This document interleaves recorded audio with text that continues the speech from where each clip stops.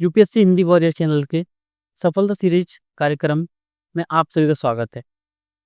अब सफलता सीरीज में वीडियो आने में या आप बोलें क्लास आने में इतना ज़्यादा विलम्ब क्यों हो गया, तो उसका कारण बता दें हम कि हमारे जो पीसी में है उसमें कुछ टेक्निकल इश्यू आ गए थे, उस कारण ये विलम्ब हो चुका था। ठीक है, तो बीच का जो आपको बहुत सारा इंतजार था नई वीडियो का नए सब्जेक्ट के साथ, तो वो मैं लेकर आया हूँ आज। ठीक है, अब इसमें बात करने वाले हैं हम इंडियन सोसाइटी स्ट्रेटजी के बारे में। ठीक है, भारतीय समाज में कैसे क्या रणनीति अपनाई जाए कि हम यूपीएससी के मेंस की जीएस 1 का जो पार्ट है, हमारा पार्ट ये वाला, कि इसमें हम अच्छे से अच्छे मार्क्स कैसे प्राप्त कर सकते हैं। ठीक है, पूरी डिटेलिंग करूंगा मैं इस चीज़ में, पूरी डिटेल इन्फॉर्मेशन के साथ में हर एक चीज़ पर बात करूंगा, हर एक पहलू पर बात करूंगा कि किस पेपर को कैसे तैयार किया जाता है। इसमें मैं पीवाईक्यू पर बात करूंगा, मतलब हर एक चीज़ इस वीडियो में कुछ भी नहीं छूटने वाला है। ठीक है, जो नए स्टूडेंट्स हैं वो एक चीज़ जान सकते हैं कि ये सफलता सीरीज की कुछ क्लास के बाद आई क्लासेस है, इसकी प्रीवियस क्लासेस भी हैं जो फ्री ऑफ कॉस्ट आपको यूट्यूब पर उपलब्ध हैं। इसकी डिस्क्रिप्शन में आपको लिंक मिल जाएगी और आपको बहुत ज़्यादा फायदा पहुंचाएगी। ठीक है, तो आप उनको देख सकते हैं।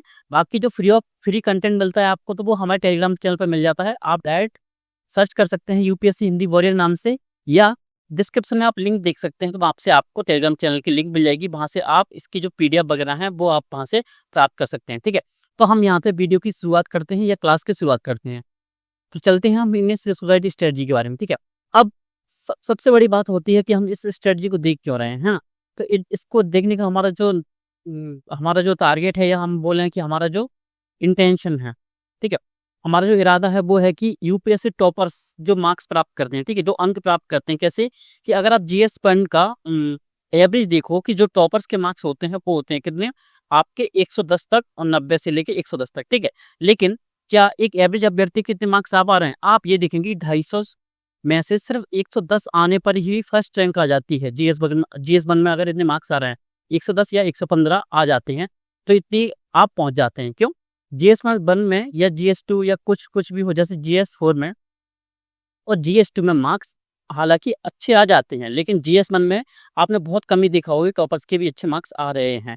ठीक है, तो ऐसा क्या यहाँ पे है और हमको क्या करना है कि इसमें और सुधार किया जा सकता है। ठीक है, और हिंदी मीडियम में तो बाकी आप देख सकते हो कि जो टॉपर्स आए हैं, जो हमारी सबसे अच्छी रैंक लेके आए हैं, जैसे कि 2021 से तो ज़्यादा अच्छी रैंक आई नहीं है, जैसे 18वीं रैंक थी, तो आप उनके मार्क्स देखिएगा जीएस 1 में। ठीक है, उनके मार्क्स भी इसी के आसपास थे। तो इन्हीं मार्क्स तक पहुंचने की, या इन्हीं मार्क्स से ज़्यादा क्या हमें क्या रखना पड़ेगा, टारगेट रखना पड़ेगा, तभी हम क्या यूपीएससी परीक्षा, मुख्य परीक्षा में बहुत अच्छा कर पाएंगे। ठीक है, अब इसमें हर एक पहलू में बात करूंगा, मैं इस पर बात कर चुका हूँ, अब जस्ट मैं बात करता हूँ आपके साथ। ठीक है, अब ये रहा हमारा मेंस। अब मेंस की तैयारी करने के लिए हमको क्या करना पड़ता है। ठीक है, अब आप सभी को पता है इसमें क्या है, 4 पेपर है हमारे। हाँ, जीएस 1, जीएस 2, अभी मैं ऐसी की बात नहीं कर रहा हूँ, अभी मैं ऑप्शनल की बात नहीं कर रहा हूँ। ठीक है, अब जीएस 3 और जीएस 4। ठीक है, आज हमारा बात है जो वो है, क्या है, वो इंडियन सोसाइटी के ऊपर बात कर रहे हैं। ठीक है, अब इंडियन सोसाइटी क्या है, इसमें भी हमारे क्या है, प्रमुख रूप से देखें तो हम 3 विषय हैं। ठीक है, हमारा हिस्ट्री है, हमारा ज्योग्राफी है, और हमारा क्या है, इंडियन सोसाइटी है। ठीक है, तो इंडियन सोसाइटी में अगर हम एक चीज देखें, वो एक चीज ये क्या है, वो एक चीज ये है कि अगर आप इसको वेटेज देखें, ठीक है, हमारे प्रॉब्लम क्या होती है हिंदी मीडियम में कि वो ना तो प्रीवियस ईयर पेपर्स देख रहे हैं, ठीक है, ना वो क्या देख रहे हैं, सिलेबस देख रहे हैं। ठीक है, जो कि क्या है, मूलभूत आधार है मेंस का। ठीक है, अगर आपको मेंस की परीक्षा निकालनी है तो क्या करना पड़ेगा, आपको इन दोनों चीजों को बहुत अच्छे से देखना पड़ेगा। ठीक है, अब इसमें क्या देखने को मिलेगा, हमको एक चीज देखने को मिलेगी कि वो ये है कि अगर अगर आप प्रीवियस वेटेज देखें मार्क्स का, ठीक है, 250 अंक का आपका पेपर आता है, तो आप सीधे देखिए इसको हम 100% लेके चलते हैं। ठीक है, तो 100% में से आपका क्या होगा, जिसको अगर सब्जेक्ट वाइज हम 3 सब्जेक्ट बांटे यहाँ पे, आपका हिस्ट्री पूछ जाता है 30%, यहाँ का 35% या 40, थोड़ा बहुत इधर उधर हो सकता है कि 35 का 30 हो जाए, 30 का 40 हो जाए। ठीक है, इतना हो सकता है, लेकिन अगर एवरेज लेके चलें लास्ट का 5 से 10 साल का, तो वो ऐसे ही देखने को मिलेगा आपको 35% ये। ठीक है, अब आपको यहाँ पे एक चीज देखने को मिलेगी, हिस्ट्री ये है, ये आपका society, just a second, society, और ये आपका ज्योग्राफी। आप एक चीज देखने को मिलेंगे, आप जिस पे सबसे ज्यादा मेहनत कर रहे हो, किस पर, हिस्ट्री पे, वहां का वेटेज सिर्फ 30% है। लेकिन जहाँ पे आप मेहनत करना ही नहीं चाहते हो, आपको लगता है कि तैयार हो जाता है, जबकि वो तैयार नहीं होता है अच्छे से। अच्छे तैयार करने के जो तरीका, वो आपको आज पता चलेगा। ठीक है, अब हर एक, मैं ये आपको मार्क्स वेटेज क्यों बता रहा हूँ, हर चीज जरूरी है आपके लिए।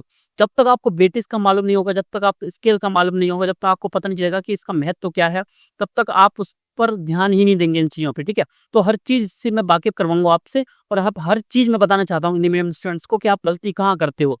हमारा स्टार्टिंग टारगेट ये है कि हिंदी मीडियम में जो रेशियो है सिलेक्शन का उसको बढ़ाना है, ठीक है? अब 35% आपका सोसाइटी का पार्ट है, ज्योग्राफी का नहीं पार्ट है, ठीक है? लेकिन हम ज्योग्राफी को अच्छे से पढ़ते हैं, हम हिस्ट्री को अच्छे से पढ़ते हैं, सोसाइटी में हम अच्छी तैयारी नहीं करते हैं, ठीक है? हम सोचते हैं कि 365 अकेला पढ़ लेंगे तो हमारा काम हो जाएगा, लेकिन ऐसा नहीं है, ठीक है? हमको पहले तैयारी करनी होती है लगभग। ऐसा नहीं कि हम फ़िल्म्स का हम जैसे ही क्वालीफाई किया तो अगर हम ऐसा सोच रहे हैं कि हम इंडियन सोसाइटी को हल्के-हल्के पढ़ के निपटा देंगे और उसमें अच्छे मार्क्स आएँगे, नहीं आएँगे। जीएस-1 में मार्क्स कम आने का एक कारण ये भी है कि इंडियन सोसाइटी पे कोई ध्यान नहीं देता है, ठीक है? आप हिस्ट्री कितना अच्छा ही पढ़ लो, भले आपने एक्स्ट्रा ऑर्डिनरी पढ़ लिया, ज्योग्राफी आपने एक्स्ट्रा ऑर्डिनरी पढ़ लिया, लेकिन वेटेज तो कैसे कम है? 35% तो आपका सिलेबस छूट ही रहा है ना, अगर इंडियन सोसाइटी की आप तैयारी नहीं कर रहे हैं तो, ठीक है? अब आपको करना क्या है यहाँ पे, ठीक है? अब मैं इंडियन सोसाइटी से यहाँ पे स्टार्ट करता हूँ। अब ये रही आपकी क्या Bharatiya Samaj, just a second, हाँ, भारतीय समाज, ठीक है? अब बहुत सारी जो चीज़ें हैं वो आप क्या कर देंगे, नोट डाउन करते जाएँगे साथ-साथ में, ठीक है? अब ये भारतीय समाज आपका ये आप है, ठीक है? अब किसी भी सब्जेक्ट को तैयार करने के लिए जैसे कि मैंने आपको स्टार्टिंग क्लासेस में बताया था, किसी भी सब्जेक्ट तैयार करने के लिए हमको 2 मूलभूत चीज़ों की आवश्यकता होती है, वो क्या होती है हमको पीवाईक्यू और साथ में हमारा सेकंड क्या है, हमारा सिलेबस, ठीक है? अब ये 2 मुख्य चीज़ें बोले या मूलभूत चीज़ें बोले, ये 2 चीज़ें, ठीक है? अब मैंने आपको प्रीलिम्स के टाइम पे भी ये बताया था, प्रीलिम्स में बहुत ज़्यादा काम आई होंगी ये चीज़ें, ठीक है? और जिन्होंने नहीं किया होगा, जिन्होंने ये चीज़ें फॉलो नहीं की होंगी, वो बाद में बहुत पछताए होंगे, ठीक है? पछतावा, रिग्रेट ज़्यादा बड़ा होता है, ठीक है? आज की जो जो आप सोच रहे हैं ना, तो आपको बाद में जाके पछतावा ना हो, इसलिए अभी से इन चीज़ों को फॉलो करना स्टार्ट कर दीजिए, ठीक है? बाद में यूपीएससी को गाली देने से कुछ नहीं होगा, हिंदी मीडियम से ये बोलना भेदभाव होता है, तो ये बोलने से कुछ नहीं होगा। आप निकल जाओगे, कुछ नहीं होगा, आने वाले जो हिंदी माध्यम के अभ्यर्थी हैं, वो भी यही बोलते रह जाएँगे, ठीक है? अब पीवाईक्यू सिलेबस क्या है? अब यहाँ पे हमको 2 चीज़ें देखने की ज़रूरत है कि अगर हम प्रीलिम्स के लेवल पे देखें, तो यहाँ पे क्या है हमारा एक चीज़ जो ठीक नहीं है, वो क्या है? सिलेबस डिफाइन नहीं है। उसमें डायरेक्ट बोल दिया गया कि राज्य व्यवस्था और आप शासन व्यवस्था को पढ़ लो, ठीक है? अब उसमें डिफाइन नहीं है। मेंस के अगर हम सिलेबस में देखें तो उसमें हर चीज़ क्या है, डिफाइन है हमारी, ठीक है? तो जैसे जीएस में बताया कि हिस्ट्री में आपको क्या पढ़ना है, हिस्ट्री में आपको एंशिएंट हिस्ट्री नहीं पढ़ना है, ठीक है? लेकिन क्वेश्चन्स आ जाते हैं। थोड़ी बहुत चूक हो जाती है मेंस के सिलेबस में भी, लेकिन ये अच्छा है कि डिफाइंड है, ठीक है? अब सिलेबस डिफाइंड है तो ये अच्छी चीज़ है और मेंस में ये अच्छी चीज़ है और प्रीलिम्स में ये चीज़ अच्छी नहीं है, ठीक है? अब मेंस के सिलेबस में हमको क्या करना है? सबसे पहले अगर हम भारतीय समाज को तैयार कर रहे हैं, तो सबसे पहले हमको उसका सिलेबस हमको फिंगर टिप पर याद होना चाहिए। मतलब कभी भी आपसे कुछ आप सो रहे हो, अगर आपको कोई सोकर उठाता है और बोलता है कि भारतीय समाज में कौन-कौन से आपको टॉपिक देखने को मिलते हैं, ठीक है? तो आपको याद होना चाहिए कि शहरीकरण उसी का टॉपिक है, भारतीय समाज की विशेषता उसका टॉपिक है, ठीक है? महिलाएँ उससे संबंधित टॉपिक है, जनसंख्या उसका टॉपिक है, ठीक है? तो आपको ये हर चीज़, वैश्वीकरण उसका टॉपिक है, उसका जनसंख्या, आपका संप्रदायवाद, आपका क्षेत्रीकरण, ठीक है? क्षेत्रवाद, ठीक है? क्षेत्रवाद आपका टॉपिक है, ठीक है? तो आपको ये चीज़ें याद होनी चाहिए, ठीक है? तो आपको करना क्या है अब, ठीक है? भले ही आपको अभी तक तैयारी नहीं हो, मैं आपसे ये लेके चलता हूँ, अगर आपकी आज 0% तैयारी ना इंडियन सोसाइटी की, अगर आपने इस चीज़ को फ़ॉलो करके सिर्फ़ सिर्फ़ 8 दिन इस पे मेहनत कर ली कि डेली के 5 से 6 घंटे इसको दे दिए ना, भारतीय इंडियन सोसाइटी में मैक्सिमम मार्क्स जितने टॉपर्स के आएँगे ना, उतने ही आपके आएँगे, इस चीज़ की मैं गारंटी देता हूँ।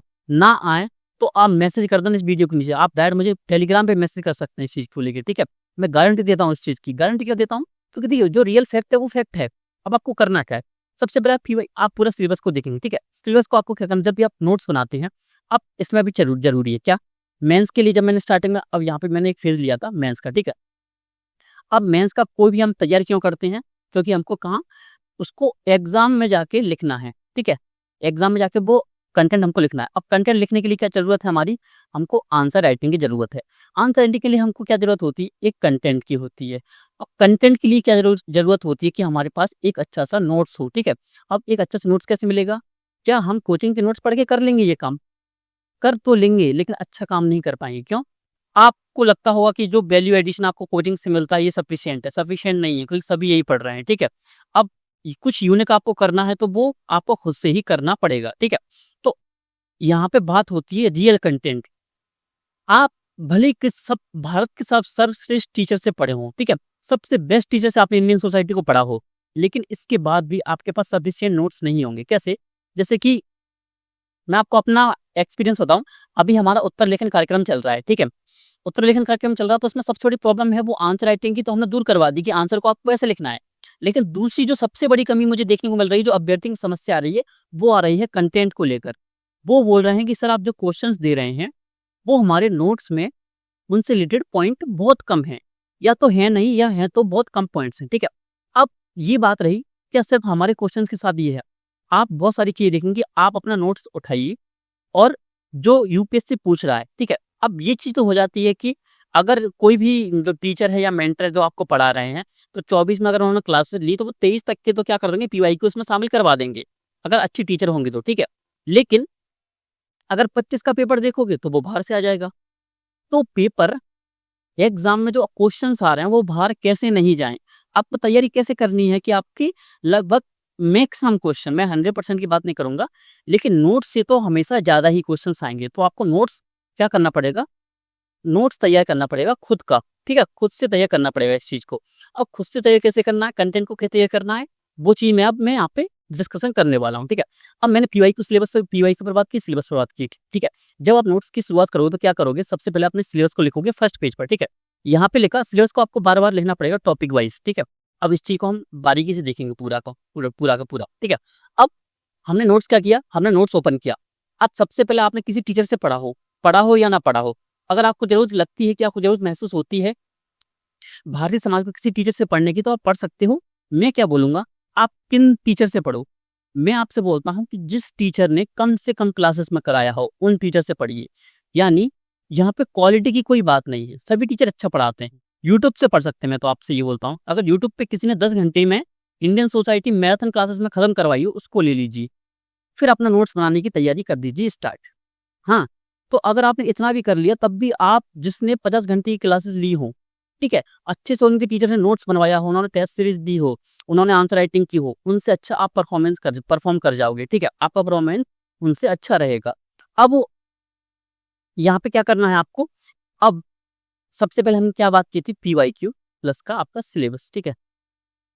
सिलेबस, अब इसका क्या करना है, सबसे पहले सिलेबस देखो। जैसे कि मेरी तैयारी करने का जो मापदंड है वो क्या करता हूँ, मैं पीवाईक्यू सिलेबस को साथ में ही लेके चलता हूँ, ठीक है। अब जस्ट सेकंड में आपको क्या पीवाईक्यू दिखाता हूँ। अब पीवाईक्यू में क्या करना, जस्ट सेकंड, हाँ, यहाँ पे अभी मैं थोड़ा आपको रिकॉर्ड कर दूं, फिर मैं आपसे बात करता हूँ, ठीक है। अब मान लीजिए मैं सिलेबस देखता हूँ, सिलेबस में मुझे क्या दिखता है, मुझे टॉपिक दिखता है, क्या दिखता है, एक वैश्वीकरण, वैश्वीकरण, ठीक है। वैश्वीकरण मुझे टॉपिक पढ़ना है। अब मुझे कैसे पता चलेगा कि इस टॉपिक में मुझे क्या पढ़ना है क्या नहीं पढ़ना है, ठीक है। ऐसा कौन सा कंटेंट मुझे नोट्स में अपने पॉइंट डालने पड़ेंगे जिससे मेरे नोट्स में से ही मैक्सिमम क्वेश्चन यूपीएससी पूछे और मैं उनको क्या कर पाऊँ, टैकल कर पाऊँ रियल एग्जाम में, ठीक है। तो कौन से पॉइंट्स लिखने हैं तो मुझे तो ये पता ही नहीं है। अगर मैं किसी कोचिंग का बड़ा सा नोट्स उठाता हूँ तो उसमें से भरा हुआ है, लेकिन क्वेश्चन तो वहां से भी नहीं आ रहा है। तो इससे बचने के लिए आपको खुद का नोट्स तैयार करना है, तो उसके लिए आप क्या करोगे, आप देखोगे पीवाईक्यूज, ठीक है। पीवाईक्यूज, तो मैंने क्या किया है आपके लिए, जस्ट अ सेकेंड, अब मैं आपको बता देता हूँ एक, just a second, just a second, मैं आपको स्लाइड शो करवाता हूँ।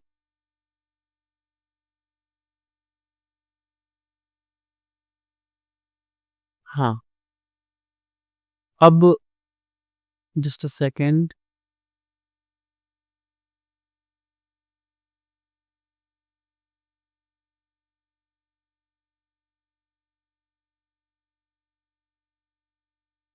अब आपको शो होने लगा होगा, ठीक है। अब यहाँ पे देखने वाली चीज क्या है, जैसे आपने सिलेबस में टॉपिक लिखा क्या, वैश्वीकरण के प्रभाव, अब आपके समय पढ़ना क्या, वो आपको सीखने काम मिलेगा पीवाईक्यू में से, ठीक है। अब आप क्या करोगे, सबसे पहले आपको काम क्या करना है, पूरी पीवाईक्यू का नोट्स बनाना है। कैसे नोट्स बनाना है कि क्वेश्चन वाइज क्वेश्चन 2024 में क्या क्या थीम्स पूछ गई, ठीक है। तो थीम्स का क्वेश्चन आप कैसे बनाओगे, तो मैं आपको बताता हूँ, जो पूरी पीडीएफ है आपकी, ये ईयर वाइज है, आपको फ्री में मिल जाएगी। कहाँ पे, टेलीग्राम चैनल पे मैं आपको अपलोड करवा दूंगा इस पीडीएफ को, आपको डिस्क्रिप्शन में आप लिंक के माध्यम से वहाँ पहुँच सकते हैं, ठीक है। अब मैं इस पीडीएफ का यूज़ कैसे करना है वो मैं आपको बताऊंगा अभी। अब मैंने इसी पीडीएफ को यूज़ करके कैसे थीम्स निकालनी है, ठीक है। तो थीम्स में आपको निकालनी कैसे पड़ेगी, जस्ट सेकंड, हाँ, यहाँ पे आ गए हम, हाँ। अब आपको करना क्या, मैं नेक्स्ट चलता हूँ ये, अब मैंने ये खुद निकाल ली है ये वाली थीम्स, जस्ट सेकंड, मैं पेन चेंज करूँ आपके लिए, हाँ, ठीक है। अब मैंने क्या निकाला है, अगर फर्स्ट क्वेश्चन क्या पूछा गया हमारा, किसी क्वेश्चन से पूछा गया, तो मैंने क्या निकाला है कि इस क्वेश्चन में हमसे क्या क्या पूछा गया, तो हमसे पूछा गया क्या, लैंगिक समानता पूछी गई, ठीक है। लैंगिक निष्पक्षता पूछी गई, महिला सशक्तिकरण से संबंधित क्वेश्चन था, लैंगिक सरोकार क्या होता है, इससे संबंधित कार्यक्रम क्या है वर्तमान में भारत सरकार के, ठीक है, या भारत सरकार बोले या राज्य सरकार बोले, ठीक है। सेकंड क्वेश्चन था 2024 का, तो उसमें क्या पूछा गया, विवाह पूछा गया, किसमें, अंतरजातीय विवाह और अंतरधार्मिक विवाह। वर्तमान क्या पूछा गया, वर्तमान परिप्रेक्ष्य पूछा गया, ठीक है। थर्ड क्या पूछा गया, एनजीओ पूछे गए, प्राइवेट संगठन कैसे सामाजिक आर्थिक मुद्दों को उठाते हैं, इनके सकारात्मक इनके नकारात्मक, ठीक है। अब मैंने थीम्स को निकाल लिया। अब मान लीजिए ये सिर्फ कितने पेज का है, मेरा 3 पेज का है। मुझे लगा इसमें करने में क्या हुआ था, लगभग 1-2 घंटे लगे थे बस। क्यों, ऐसा नहीं मैंने को एग्जैक्ट ऐसे उतार लिया है जैसे उसमें लिखा हो, पोर्शन लिखूं मैंने डायरेक्ट क्षेत्रीय समांतर उतार लिया, ठीक है। जैसे मुझे लगता है कि मान लीजिए इस साल सांस्कृतिक विविधता से क्वेश्चन पूछ लिया गया है, तो इसमें मैं और क्या पढ़ सकता हूँ, सांस्कृतिक विविधता क्या होती है, ठीक है, भारत में इसकी विशेषताएं, ठीक है, इसकी कमियां, इसके लाभ या इसके सकारात्मक पक्ष, इसकी चुनौतियां और वर्तमान में आगे की राह क्या हो सकती है, ठीक है। तो मैं हाल फिलहाल उनको लिखते जाता हूँ साथ में ही, ठीक है। अब मैंने ये थीम्स बना ली हैं, आप इसका स्क्रीनशॉट ले सकते हो, थोड़ा सा क्वालिटी बढ़ा के वीडियो की, ठीक है। तो आप ले सकते हो, लेकिन आप अगर खुद से करोगे ये चीज़ तो आपको जल्दी याद होगा, और जल्दी याद होगा तभी आपका एक अच्छा नोट्स बनेगा और आपको पता चलेगा कि आपको रियल में पढ़ना क्या है, ठीक है। अब यहाँ पे आते, जस्ट अ सेकेंड। हाँ, अब मैंने ये थीम्स निकाली। थीम्स में मुझे पता है कि वैश्वीकरण मुझे जरूर मिलेगा, क्योंकि क्वेश्चन तो पूछे गए होंगे लास्ट में, अगर दिया है तो कहाँ कहाँ पूछे गए हैं वो मैं आपको यहाँ पे बताता हूँ, ठीक है। अगर मैं यहाँ पे ढूंढूंगा, ठीक है, मैं यहाँ पे ढूंढता हूँ कि मुझे वैश्वीकरण कहाँ देखने को मिलता है, ठीक है। अब मैं यहाँ पे आया तो वैश्वीकरण का प्रभाव पूछा गया डायरेक्ट, ठीक है भाई। 2023 में गया, क्या वैश्वीकरण पूछा गया, नहीं पूछा गया। 22 में आता हूँ तो क्या पूछा गया, नहीं पूछा गया। क्या 20 में गया मैं तो क्या पूछा गया, नहीं पूछा गया, ठीक है। अब 19 में आते हैं तो 19 में पूछा गया, नहीं पूछा गया। 18 में पूछा गया है वैश्वीकरण, सांस्कृतिक समांगीकरण और सांस्कृतिक विशिष्टताएं क्या होती है, इन पर इसके प्रभाव क्या होते हैं, ठीक है। अब उसने क्या किया, वैश्वीकरण को लिंक किससे किया, उसने सांस्कृतिक समांगीकरण और सांस्कृतिक विशिष्टताओं से, ठीक है। अब इस थीम को आपको नोट्स के ऊपर लिखना है, जो आप सिलेबस लिखते हो एज इट इज सिलेबस को आपको नोट डाउन करना है।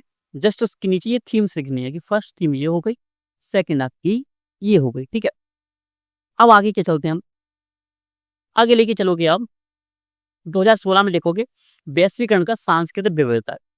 क्या मैं आपसे पूछता हूँ, क्या अगर आप 2016 में इस क्वेश्चन को पढ़ के अगर अच्छे से तैयार कर लेते, इस थीम को तैयार कर लेते, तो क्या आप 2018 में इस क्वेश्चन को अच्छे से लिख पाते, आप बोलेंगे सर बिल्कुल लिख पाते।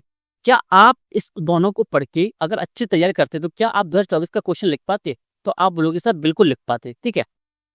और आगे चलते हैं, क्या वैश्वीकरण से और क्वेश्चन पूछे गए थे, ठीक है। तो ये क्वेश्चन है आपका वैश्वीकरण, दिया है अच्छे से। 2013 का क्वेश्चन है वैश्वीकरण का वृद्ध समूह पर प्रभाव।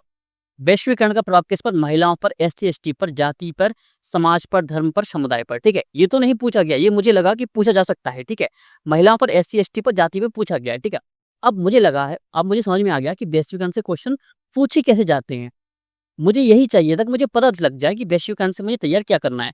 मुझे पता चलेगा कि वैश्वीकरण में जो क्वेश्चन पूछता है यूपीएससी, वो क्या पूछता है, मल्टी डायमेंशनल, या मैं आपसे बोलूं क्या बहुआयामी प्रश्न पूछता है, कि वो किसी पर भी प्रभाव पूछ लेता है कि वैश्वीकरण के प्रभाव क्या पड़ते, ठीक है। तो मेरा सबसे अच्छा तरीका क्या होगा कि मैं इसको बहुआयामी तरीके से ही तैयार करूं।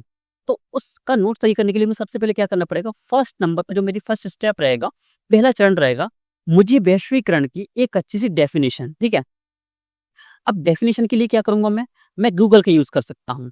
और सबसे बेस्ट, अगर आपको किसी भी यूपीएससी के मेंस के किसी भी पेपर से रिलेटेड कोई डेफिनेशन चाहिए, तो वो बड़ी प्रोफेशनल लेनी है आपको, ठीक है। प्रोफेशनल ऐसी कि आप किसी भी लिखी हुई को नहीं कर सकते, या तो आप किसी कोचिंग के नोट से इसको नोट डाउन कर सकते हैं, या आप गूगल पे वो डेफिनेशन निकालिए जो किसी संगठन ने, जैसे IMF, वर्ल्ड बैंक, WTO, या किसी फेमस पर्सन ने दी है, ठीक है। जैसे रविन्द्रनाथ टैगोर ने बताया है वैश्वीकरण के बारे में, और लोगों ने भी बताया है। तो उसको क्या करेंगे, आप सिंपल सी एक डेफिनेशन लिख लोगे, ठीक है, एक संतुलित सी, ठीक है, उसमें कुछ भी एक्सट्रीम वर्ड नहीं दिया होगा। सेकंड, अब इसका क्या, मुझे पृष्ठभूमि, या मैं देखूंगा ऐतिहासिक परिप्रेक्ष्य, कुछ भी आप वर्ड दे सकते हैं, ऐतिहासिक, पृष्ठभूमि या परिप्रेक्ष्य, ठीक है। अब इसमें मुझे क्या पढ़ना पड़ेगा कि वैश्वीकरण को मुझे 3 भागों में बांटना पड़ेगा, क्या, प्राचीन भारत, मध्यकालीन भारत और आधुनिक भारत, ठीक है। और इनमें मैं डेप्थ में जाऊंगा कैसे। क्या प्राचीन भारत में वैश्वीकरण था? बिल्कुल था। हमारा जो क्या होता था, एक्सपोर्ट और इम्पोर्ट होता था, किसके साथ होता था? मेसोपोटामिया के साथ होता था। क्या मैं आपसे पूछता हूँ, क्या जिन्होंने पहले इंडियन सोसाइटी पढ़ चुकी हैं, क्या उनके माइंड में ये चीज आई होगी कि हम बहुआयामी रूप से इसको ले जाते हुए प्राचीन में से मेसोपोटामिया से लिंक कर सकते हैं, हम इसको चाइना के साथ कर सकते हैं। लेकिन क्या वैश्वीकरण का मतलब सिर्फ इतना होता है कि हम उसको आर्थिक रूप में समेट दें? नहीं। पॉलिटिकल, कल्चरल, सोशियो इकोनॉमिक, हर चीज में मल्टी डायमेंशनल चीज होती है वैश्वीकरण रिलेटेड, ठीक है। तो उसमें क्या करना है आपको, जैसे कि हमारे जो बौद्ध भिक्षु थे और जो चीन से लोग आते थे, तो क्या वो वैश्वीकरण नहीं था? चाइना से यहाँ लोग आ रहे हैं, हमारे अरब अरब से लोग यहाँ पे आ रहे हैं, तो ये भी तो वैश्वीकरण है। तो प्राचीन काल में कैसे हुआ, मध्यकाल में कैसे हुआ, आधुनिक काल, ठीक है। थर्ड आपका, इसका वर्तमान परिप्रेक्ष्य क्या है? वर्तमान परिप्रेक्ष्य हमको कैसे लेना है? ये नहीं कि हमारा इंपोर्ट कितना हो रहा है, एक्सपोर्ट कितना हो रहा है, नहीं, ये मल्टी डायमेंशनल, सांस्कृतिक रूप से, ठीक है, आर्थिक रूप से, राजनीतिक रूप से, ठीक है। अब कौन से रूप से? सामाजिक रूप से, सामाजिक रूप से, ठीक है। अब ये हो गया हमारा मल्टी डायमेंशनल। कैसे हो गया? हमने क्या लिया, पेस्टल, पेस्टल जो अप्रोच होती है, पॉलिटिकल, इकोनॉमिक्स, आपकी सोशियो और टेक्नोलॉजी, और आपका ई इन्वायरमेंटल, और टी से क्या, टेक्नोलॉजी, ठीक है। या एल से ये क्या, लॉ, विधिक। अब हमने ये देख लिया, ठीक है, आपकी अंडरस्टैंडिंग ये हो गई होगी। नोट डाउन करते जाए, बाद में बहुत ज़्यादा कंफ्यूजन हो जाएगा आपको। अगर कुछ चीज़ समझ में नहीं आया तो इसको वीडियो को दोबारा से स्टार्ट कर सकते हैं, दोबारा से देख सकते हैं, तो आपको अच्छी समझ में आ जाएगी, ठीक है। हमने पेस्टल अप्रोच का यूज़ किया, इसको क्या बोलते हैं, पेस्टल। अगर आपने सुना होगा तो अच्छी बात है, ना सुना हो तो इसको नोट डाउन कर लीजिए, ठीक है। पी से पॉलिटिकल, ई से इकोनॉमिक, एस से सोशियो या सोशल लिख सकते हैं आप, टी से टेक्नोलॉजी, ई से इकोनॉमिक हो गया तो इन्वायरमेंट, एल से लीगल, ठीक है।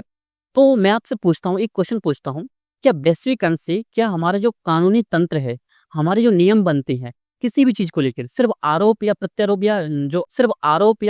या जो अपराध है इनसे रिलेटेड नहीं, क्या पर्यावरण से संबंधित हम जो नियम बनाते हैं, क्या उस पर वैश्वीकरण का प्रभाव है?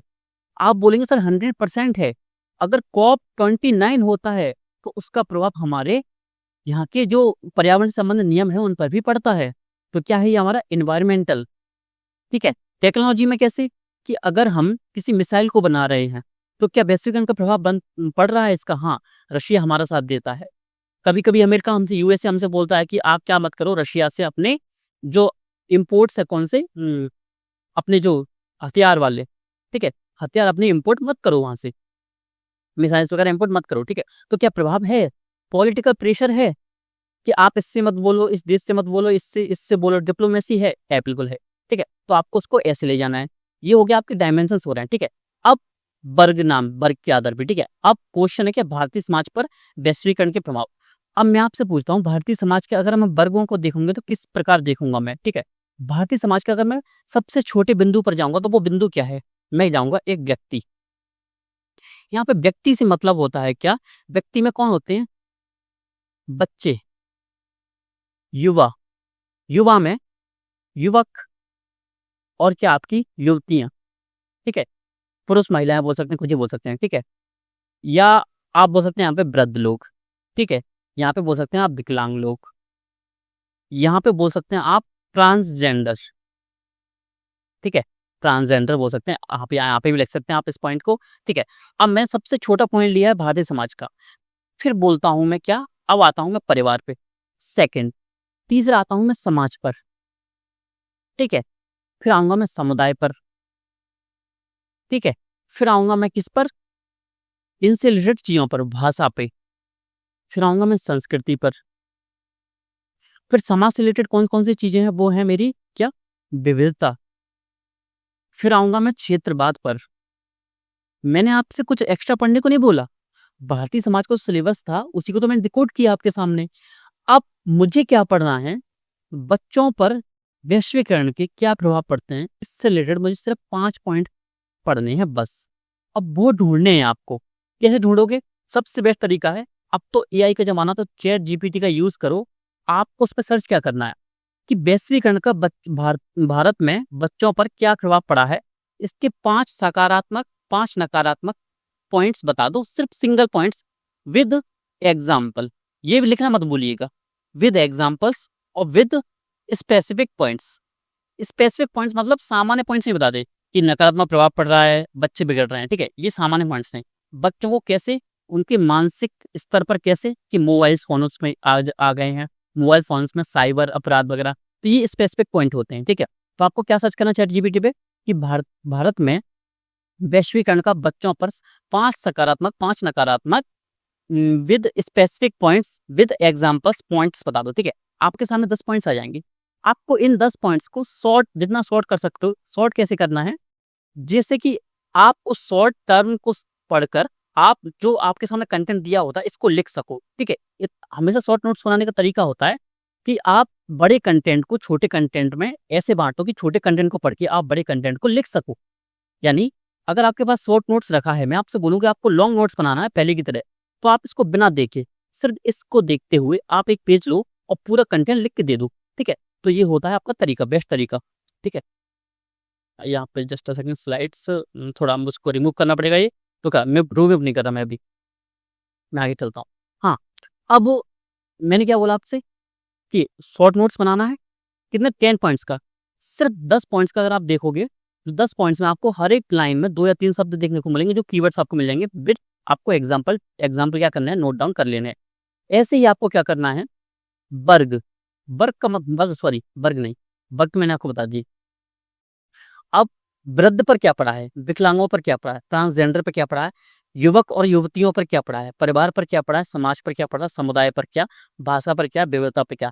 अगर आप सभी से रिलेटेड 5 पॉइंट्स याद कर लोगे ना, मैं गारंटी देता हूँ यूपीएससी क्वेश्चन पूछेगा, वो साइबर अपराध पे पूछ सकता है। अगर वो साइबर अपराध पर पूछेगा, क्योंकि आपने बच्चों से रिलेटेड पॉइंट्स पढ़े हैं, आपने व्यक्तियों से रिलेटेड जब पॉइंट पढ़ोगे तब भी साइबर अपराध वाली घटना आपको देखने को मिलेगी, आपको एग्जाम्पल मिलेगा। अगर वो साइबर अपराध से क्वेश्चन लिखने को बोलेगा तो आप बोलोगे कि बच्चों पर प्रभाव पड़ रहा है, युवाओं पर पड़ रहा है, वृद्ध पर पड़ रहा है, विकलांगों पर पड़ रहा है, ट्रांसजेंडर पर पड़ रहा है, समाज पे भी पड़ रहा है, ठीक है। आपके 5 पॉइंट्स क्लियर। वो पूछेगा किस पर, भारत में विकलांगों पर क्या प्रभाव पड़ रहा है, आपने पॉइंट्स पढ़े हुए हैं। वो पूछेगा संस्कृति पर क्या प्रभाव पड़ रहा है, तो आपने 5 पॉइंट्स पढ़े हुए हैं। तो क्या अब इस नोट से आगे क्या कोई यूपीएससी क्वेश्चन पूछ सकता है, उसका पूछने का ट्रेंड ही यही है। ट्रेंड कैसे देखेंगे हम, जैसे कि मैं आपको बताऊं, जस्ट सेकंड, हाँ आपको शो करवा देता हूँ, 1 मिनट।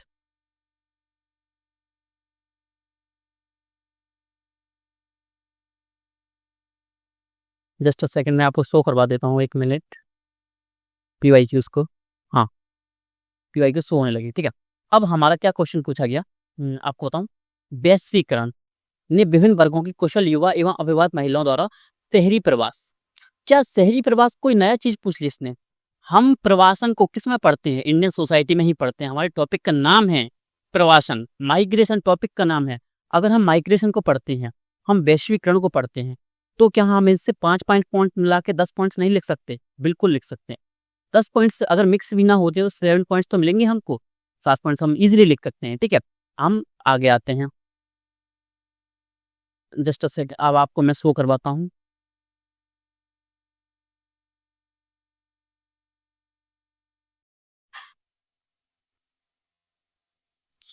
वैश्वीकरण है भारत में सांस्कृतिक विविधता, ठीक है।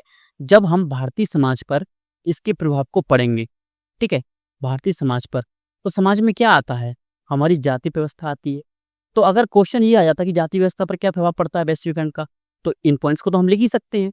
यानी क्वेश्चन यूपीएससी इसी थीम से पूछता है, हमको थीम तैयार करना ही नहीं आता है, ठीक है। तो आप इस पीडीएफ को यूज करिएगा।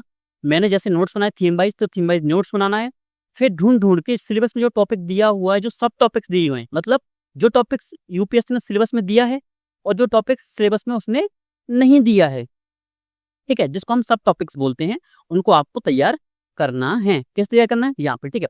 अब मैं आपसे पूछता हूँ, आपके नोट्स में और जो नोट्स आपके बनने वाला है, अगर आप ऐसे नोट्स बनाओगे, ठीक है, किसका सबसे बेस्ट नोट्स होगा। मैं आपसे पूछता हूँ, टॉपर्स क्या यही फॉलो करते होंगे, तो आप खुद बोलोगे हाँ सर, यही कंटेंट ऐसा है जिसमें वो maximum question, maximum examples, maximum specific points के साथ एक अच्छा आंसर लिख पाते हैं। क्योंकि देखिए, 2 चीजें होती हैं। आंसर राइटिंग पर मैं बहुत बात करता हूँ, हर बार मैं बात करूंगा मेंस को लेकर, तो आंसर राइटिंग पर ही बात करता हूँ। लेकिन यहाँ पे किसी से ये बात छुपी नहीं हुई है कि आंसर राइटिंग के लिए आपके पास एक अच्छा कंटेंट होना चाहिए। मान लीजिए देखिए आंसर राइटिंग तो ऐसा है कि अगर आप कहीं से और से सीख रहे हो, सीख पा रहे हो तो अच्छी बात है। नहीं सीख पा रहे तो आप हमको जॉइन कर सकते हो, कोई प्रॉब्लम नहीं है, ठीक है। फीस हम कम ही रखते हैं हमेशा, ठीक है। मतलब जो हम क्वालिटी देते हैं उसके मुकाबले हम फीस बहुत कम रखते हैं। इस बार जो प्रोग्राम खत्म होगा हमारा, ठीक है, अभी वो चल रहा है, सिर्फ अभी तो आधा ही नहीं हुआ है पूरा। जब प्रोग्राम खत्म हुआ हो जाएगा तब आप स्टूडेंट्स की फीडबैक देखना, ठीक है। मैं अभी गारंटी देता हूँ फीडबैक बहुत ही आपको अच्छे मिलेंगे, ठीक है। अभी भी हमको फीडबैक मिलते रहते हैं बीच बीच में, ठीक है। अब आंसर राइटिंग प्रॉब्लम वो हम यहाँ पे खत्म कर देंगे कोर्स के थ्रू, ठीक है। अब कंटेंट वाइज आपको कंटेंट ऐसे तैयार करना है। अब मैंने सिर्फ एक टॉपिक बताया आपको, क्या? वैश्विक रंग, ठीक है। अब क्वेश्चन आपका टॉपिक आता है भारतीय समाज। तो भारतीय समाज में आपको क्या पढ़ना पड़ेगा? भारतीय समाज के एक अच्छे से डेफिनेशन, फिर इसकी ऐतिहासिक पृष्ठभूमि, इसके वर्तमान परिप्रेक्ष्य यानी इसके सांस्कृतिक पक्ष, ठीक है। इसकी भी सकारात्मक और नकारात्मक, इसमें क्षेत्रवाद क्या है, इसमें जाति क्या है, इसमें वर्ग क्या है, इसमें परिवार क्या है, इसमें व्यक्ति की स्थिति वो क्या है, इसमें धर्म क्या है, ठीक है। सबके सकारात्मक नकारात्मक क्या क्वेश्चंस अब इससे बाहर जाएगा। इस तरह आपको इंडियन सोसाइटी की तैयारी करनी है, ठीक है। अब नेक्स्ट, अगर आपने इस कंटेंट को ऐसे तैयार कर लिया, ठीक है। अब जब आप इस नोट्स को बनाओगे 7 दिन में आपका इजीली नोट्स बन जाएगा। जब आप इसको पढ़ोगे ना, आपको सिर्फ 2 दिन लगेंगे, क्योंकि अगर नोट्स आपने खुद से बनाया है ना, सिर्फ 2 दिन लगेंगे इसको रिवीजन करने में। तीसरे दिन से आप किसी भी टेस्ट सीरीज, किसी भी कोचिंग की किसी भी टेस्ट सीरीज का टेस्ट उठा लीजिए, और जो आपने इंडियन सोसाइटी पढ़ा है ना, इंडियन सोसाइटी का कोई सा भी क्वेश्चन है करंट को छोड़ के, कि करंट में अगर कोई नई चीज आ गई, और मैं ये बोलता हूँ कि 70% तो करंट अफेयर्स की भी चीजें ये कंप्लीट कर लेगा। क्यों? करंट में पार्ट किसका होता है? स्टैटिक होता है। करंट ये तो नहीं कि हवा में बन जाता होगा। करंट का जो बेस होता है वो स्टैटिक ही तो होता है, ठीक है। तो स्टैटिक पर आपको तैयार रहे। करंट अफेयर्स का कुछ नई चीजें जोड़ने के लिए आप क्या कर सकते हो, जैसे कि कोई तलाक रिलेटेड कुछ आपके क्या आ गए, कुछ रूल्स लग गए या रूल्स स्टार्ट हो गए, सरकार कोई क्या ले आई, कोई विधेयक ले आई या कोई अधिनियम इसने अधिनियम पारित कर दिया, ठीक है। तो आप उसको नोट डाउन पढ़ते जाओगे, लेकिन आपका नोट्स ऐसा रहेगा ना, और आपको वो अच्छे से आपने 2 दिन पढ़ भी लिया, किसी भी कोचिंग का कोई भी प्रश्न, और यूपीएससी मेंस में मैं आपसे बोलता हूँ जिसका एग्जाम देखिएगा, अभी पेपर हुआ नहीं है, लेकिन ऐसे नोट्स बनाइए, गारंटी है बाहर चला जाए तो। मार्क्स कितने मार्क्स का आता है? 35%, यानी 80 से 90 अंकों का सिर्फ इंडियन सोसाइटी ही पूछा जाता है, ठीक है। अगर आप ऐसे नोट्स बनाते हैं और आपके पास स्पेसिफिक पॉइंट्स हैं, अगर आपके पास क्या है, स्पेसिफिक क्या है, एग्जांपल्स हैं, और आपको आंसर राइटिंग आती है अच्छे से, ठीक है।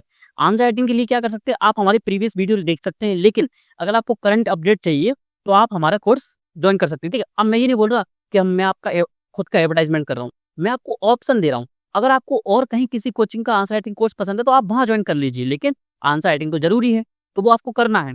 जरूरी नहीं सिर्फ आप हमारा करें, आप हमारा कर सकते हैं, आपके पास ऑप्शन है, लेकिन आपको लगता है कि आपसे अच्छी, हमसे अच्छी क्वालिटी और कहीं मिल रही है, मैं बोलूंगा खुद वहां ज्वाइन कीजिए।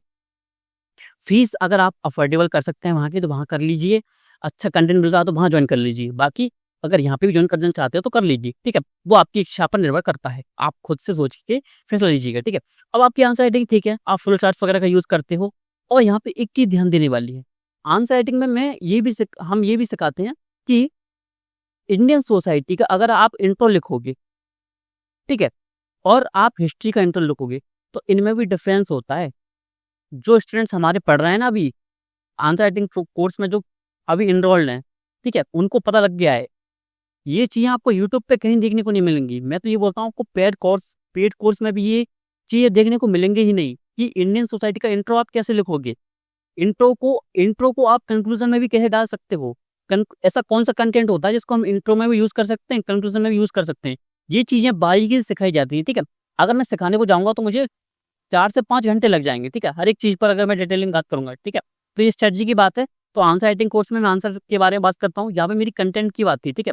तो आंसर राइटिंग कैसे करनी है, अगर मान लीजिए आप किसी कोर्स को ज्वाइन नहीं करना चाहते, ठीक है, आपके मन में आ रहा होगा सर आपने बोला था मैं सही पहले बात करूंगा, इंडियन सोसाइटी से रिलेटेड क्या करोगे आप, टॉपर्स की कॉपी उठाइए, फिर देखिए वो आंसर कैसे लिखते हैं, बस सिर्फ इतना करना है।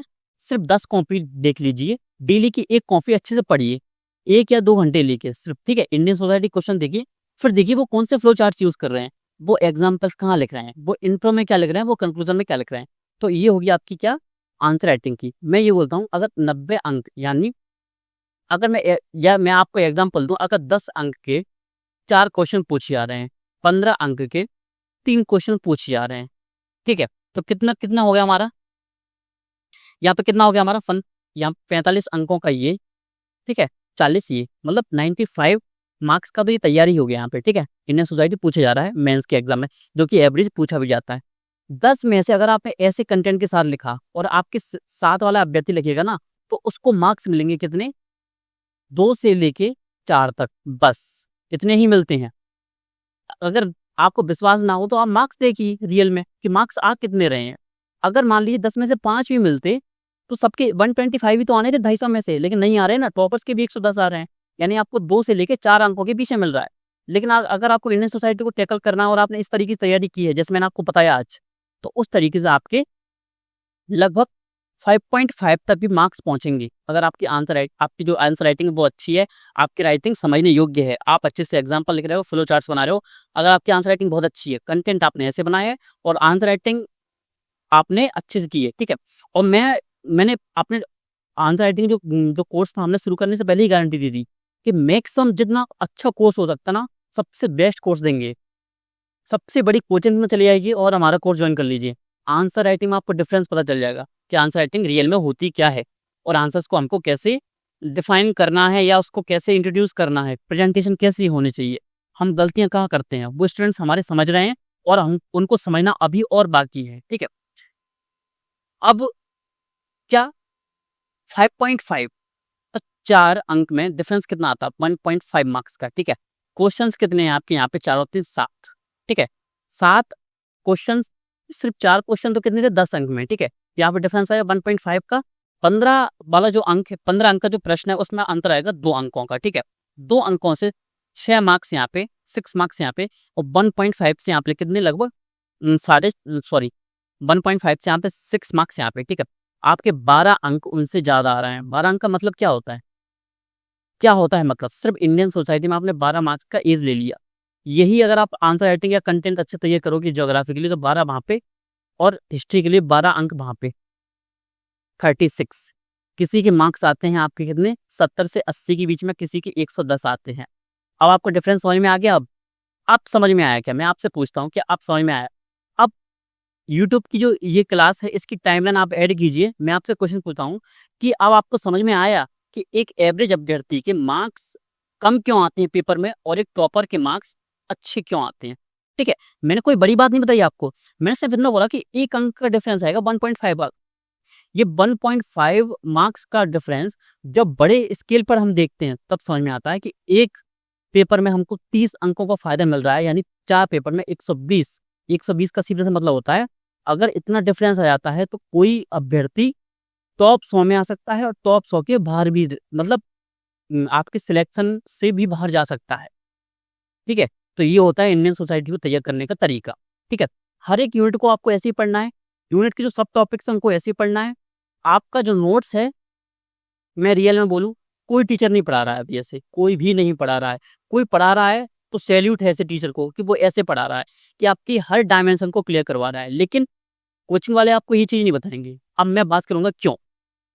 अब ये चीज़ आपको जाननी जरूरी है कि जो चीज़ सर आप क्यों बता रहे हो और कोचिंग वाले नहीं बता रहे को, ठीक है। अब इसके पीछे कारण है, कारण क्या है, आपको ये चीज़ कोई नहीं बताएगा। क्यों, अगर आपको मैंने ये जो कंटेंट बनाना तैयार करवाया, करना सिखाया इस मेंस के रिलेटेड, क्या आपको किसी कोचिंग की जरूरत पड़ेगी। मैंने आपसे क्या बोला, 10 घंटे की किसी भी कोचिंग की मैराथन क्लासेस ले लीजिए, सिर्फ आपको अंडरस्टैंडिंग हो जाए इंडियन सोसाइटी को लेकर।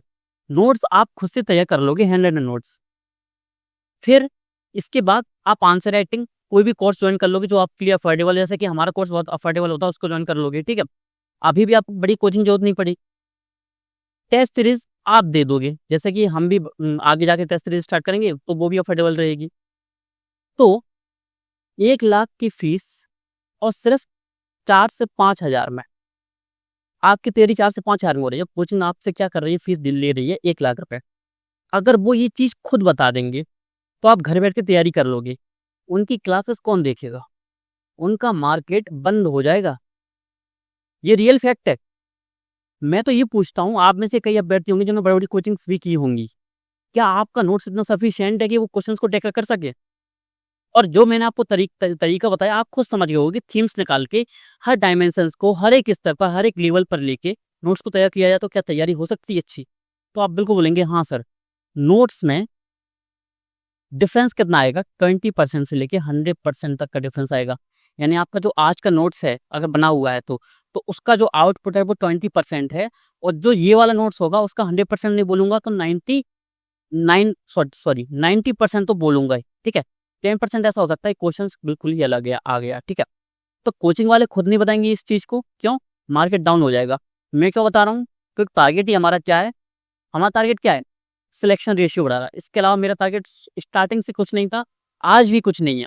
मेरा स्टार्टिंग से ही एक ही टारगेट है, हिंदी मीडियम में मैं सिर्फ स्टूडेंट्स देखना चाहता हूँ। किसके? हिंदी मीडियम के स्टूडेंट्स देखना चाहता हूँ कि किसी दिन निकलें 100 से लेके 200 सिलेक्शन भी निकलें। किसी दिन अगर सही रणनीति का यूज करने लगे हिंदी मीडियम के और सीरियस हो जाएं और अपनी दृढ़ता के साथ, डिटर्मिनेशन के साथ अगर तैयारी करने लगे, साथ हम देने के लिए तैयार हैं, लेकिन तैयारी आपको करनी होगी बस, ठीक है। तो आप क्लास को समाप्त करते हैं। आप सभी का बहुत बहुत धन्यवाद। बेस्ट ऑफ लक आप सभी के लिए। और बस आप तैयारी में कमी मत छोड़िए। किसी का कोर्स ज्वाइन नहीं करना तो मत कीजिए, लेकिन तैयारी में कमी नहीं होनी चाहिए। जहां आपको लगती है कमी है, उस कमी को पूरा कीजिए। ये जरूरी नहीं कि सिर्फ आप हमें फॉलो कीजिए, नहीं। जहां आपको सबसे बेस्ट कंटेंट मिलेगा वहां फॉलो कीजिए, लेकिन आप सिर्फ सिलेक्शन लीजिए। क्योंकि अगर आप सिलेक्शन ले लेते हैं हिंदी मीडियम से, तो जो हमारा टारगेट है वो हमारा पूरा हो जाएगा। हमें इससे मतलब नहीं कि आप हमसे गाइडेंस ले रहे थे या नहीं ले रहे थे। मैंने क्या बोला? हमारा जो टारगेट है, हमारा जो लक्ष्य है वो हिंदी मीडियम के रेशियो को बढ़ाना है, इसके अलावा कुछ नहीं। अब बाकी जो हम फीस रखते हैं वो रखते हैं क्या? हमारी कॉस्ट फीस लगती है। मैंने हर बार बात करता हूँ मैं आपसे कि अगर हम आंसर राइटिंग रिलेटेड फीस रख रहे हैं तो हम हमारी कॉस्ट लगती है, ठीक है। हमको भी टाइम देना पड़ता है, तो इसके लिए थोड़ी बहुत फीस रखते हैं। हम इतनी फीस भी नहीं रखते कि हम। अब मैं आपको एक एग्जाम्पल देता हूँ कि एक बड़ी कोचिंग का नाम ही लूंगा, वो सिर्फ OMR में पॉइंट डाउन करने के लिए, यानी सिर्फ OMR भरने के आपसे 20,000 रुपये क्या कर लेती है? फीस ले लेती है। हम सिर्फ आंसर राइटिंग से आपसे कितने ले रहे हैं? 600 से लेके 700 रुपये बस, ठीक है। इस बार तो फीस कितनी थी? 499। तो आपकी कॉपी चेक करने में ज़्यादा मेहनत लगती है या OMR को एक मशीन में से निकालने में ज़्यादा मेहनत लगती है, ठीक है। तो मेहनत यहाँ पे ज़्यादा है, तो थोड़ी सी मेहनत और कॉस्ट लगती है क्या हमारी? कुछ कंटेंट मेकिंग भी करनी पड़ती है, क्योंकि हम आपको कंटेंट भी देते हैं आंसर राइटिंग में, ठीक है। जैसे हमारा एथिक्स कोर्स आएगा तो उसमें हमारी मेहनत लगेगी। PPT बनाने वाला चाहिए होता है, एक टाइप राइटर चाहिए होता है, ठीक है। तभी पेमेंट की मांग करते हैं। मैं आपसे एक क्वेश्चन पूछता हूँ, अगर आपको लगता हो कि हम फीस लेते हैं, मैं आपसे एक क्वेश्चन पूछता हूँ कि अगर मैं आपसे बोलूँ कि हमारा कंटेंट तैयार कर दीजिए डेली लगभग 1 महीने तक, ठीक है, फ्री में, तो आप करोगे? नहीं करोगे, आप बोलोगे सर मेरे पास टाइम नहीं है। तो सबका टाइम बहुत कीमती है, इसलिए हम फीस को हमको रखना पड़ता है, ठीक है। तो आप सभी को बहुत बहुत धन्यवाद। मिलते हैं आपसे नेक्स्ट क्लास के साथ। अब आपको सब्जेक्ट को क्या करना है? कमेंट जरूर करना है, ठीक है। आप कमेंट नहीं करते हो, कमेंट जरूर करना है। इतनी ज़्यादा मेहनत की हम कर रहे हैं तो आपको सिर्फ कमेंट के माध्यम से बताना कि हमारा जो मेहनत है वो कितने काम आ रही है आपके, ठीक है। और आपको नेक्स्ट सब्जेक्ट के लिए क्या करना? कमेंट करना कि आप किस सब्जेक्ट को रिलेटेड आपको वीडियो चाहिए या आपको क्लास चाहिए, ठीक है। और कुछ कंटेंट मेकिंग अगर कुछ डेप्थ में भी चाहिए तो मैं डेप्थ में भी बता दूंगा कि नोट्स कैसे तैयार किया जाता है अलग अलग सब्जेक्ट का, कैसे कैसे, ठीक है। तो एक बार और दोबारा बोल देता हूँ, आप सभी को बहुत बहुत धन्यवाद। जय हिंद, जय भारत।